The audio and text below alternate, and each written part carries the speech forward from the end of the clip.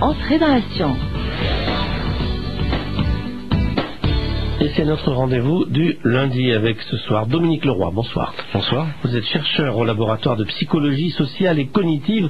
On a souvent affaire à vous, avec vos collègues. Vous êtes nombreux à travailler dans ce laboratoire. C'est toujours très intéressant. Vous menez des expériences qui ont trait à notre comportement social des individus, comment on fait.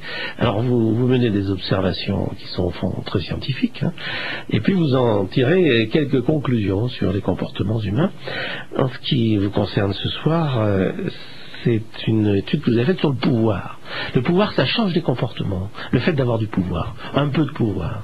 Oui, en effet, donc l'influence du pouvoir, moi je dirais du pouvoir social. Donc rappelez la définition de ce que nous, on entend en psychologie scientifique par pouvoir social, c'est-à-dire l'aptitude qu'ont les conséquences d'avoir, l'aptitude pour un individu d'accorder des récompenses ou d'administrer des sanctions. Voilà.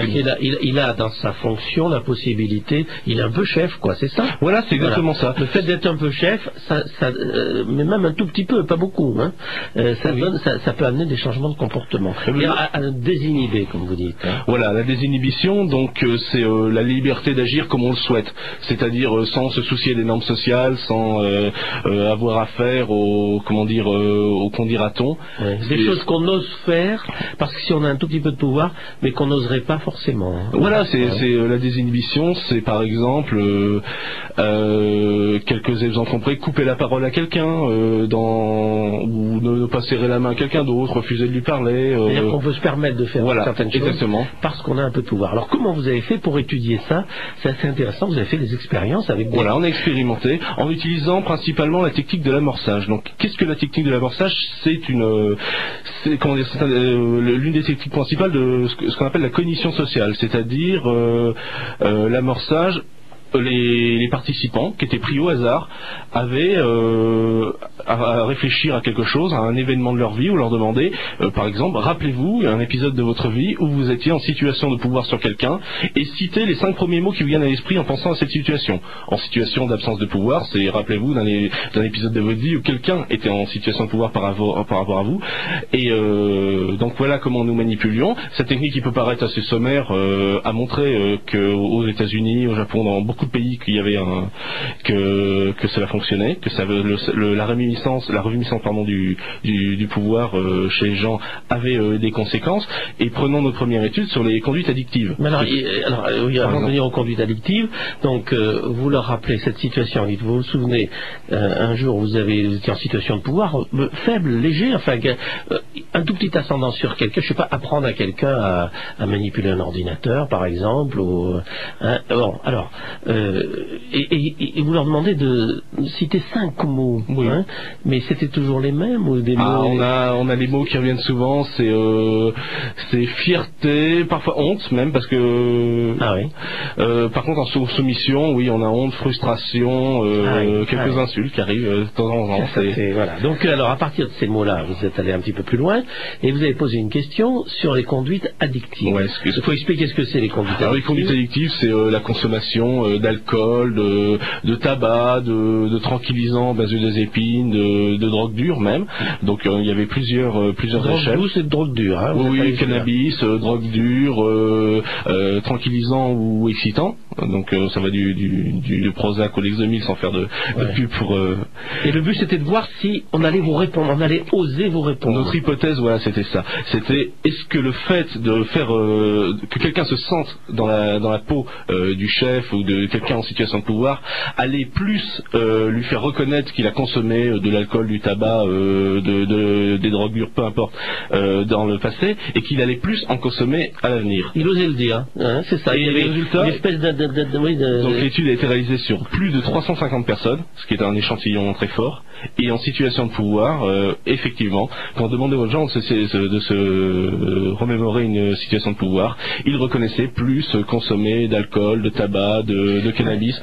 C'est bizarre parce que justement c'est pas facile à dire ça, à avouer, parce qu'on voit bien toutes les connotations qu'il y a derrière.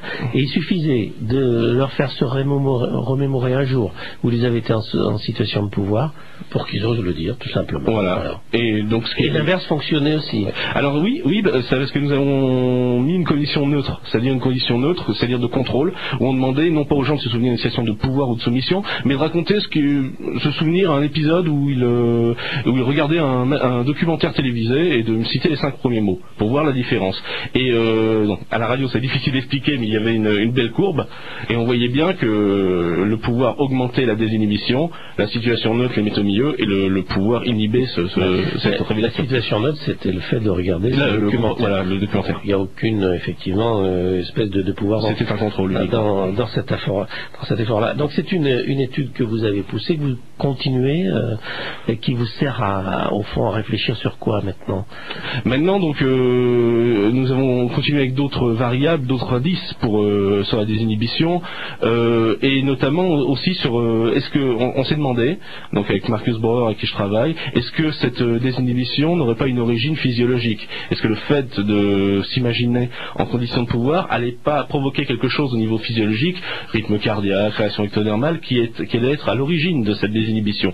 Et nous avons fait une autre étude où les mêmes des individus étaient devant un ordinateur avec des électrodes branchées et ils avaient à s'imaginer dans différentes situations. De temps en temps c'était les chefs par rapport à des patrons ou l'inverse, c'est-à-dire que les mêmes individus passaient dans toutes les conditions. C'est ça qui est important, c'est une étude intra-participant, c'est-à-dire que les mêmes individus allaient être à la fois de temps en temps en position de pouvoir et de temps en temps en position de soumission. Et on a vu quelque chose d'assez exceptionnel, oui, c'est que le fait de se sentir en position de pouvoir réduisait la réaction électrodermale, c'est-à-dire la sudation qui n'est pas due à la chaleur. Donc qui est un synonyme de non-angoisse, on va dire.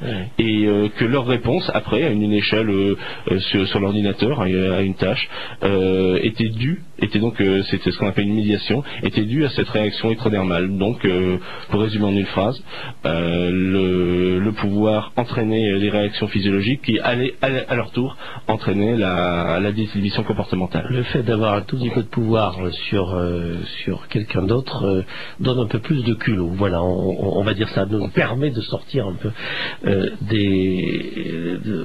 sans parler de personnalité, mais d'oser des choses. Voilà ce qu'on peut dire. Le film I-Comicar traite un peu de tout ça. Oui, de Verneuil avec la fameuse expérience de 1000 grammes. Ouais. Film très intéressant. Et on a un autre film allemand qui est sorti il y a 2 ans qui retrace l'expérience de Zimbardo qui s'appelle Das Experiment, qui une expérience de psychologie sociale, la seule dans l'histoire qui a été interrompue parce qu'elle voulait recréer en laboratoire les conditions des prisonniers et des matons, des gardiens de prison, et l'expérience a été arrêtée au bout de 3 jours parce que les matons se conduisaient comme des tyrans. Voilà. Dès qu'on a un peu de pouvoir, une fois de plus, voilà, on peut perdre la tête. C'est vrai. C'est toujours très intéressant. Le film I-Comicar, si vous le voyez passer, il est vieux, il a 73, je crois. Oui, c'est ça. Donc un très bon film de Verneuil avec Yves Montand. Merci beaucoup et continuez bien, Dominique Leroy, à poursuivre vos expériences qui aident peut-être à faire progresser la société. Merci, à bientôt.